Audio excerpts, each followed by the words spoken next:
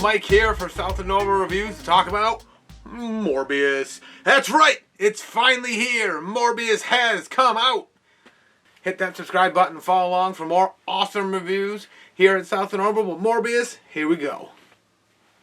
The long-awaited Morbius has finally dropped, and maybe it shouldn't have.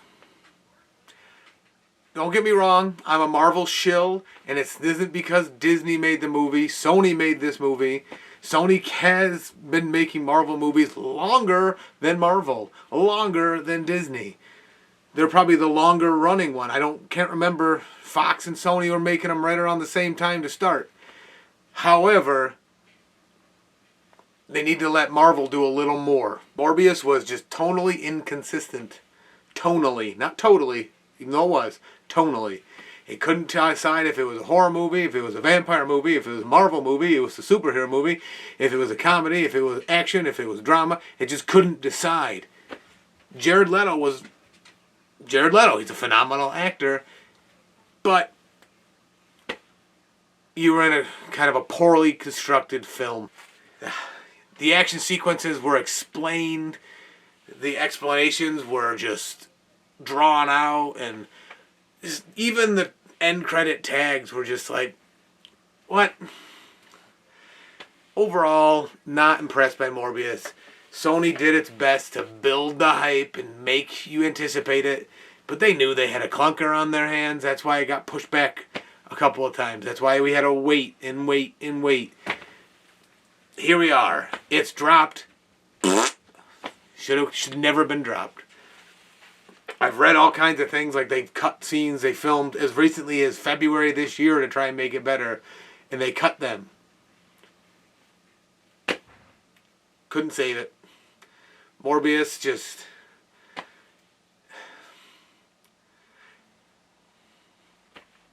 The plot of Morbius. Dr. Michael Morbius has a rare blood disease that only he can cure, and his cure involves him ingesting a vampiric gene. Now he's a vampire-human hybrid. I don't know if...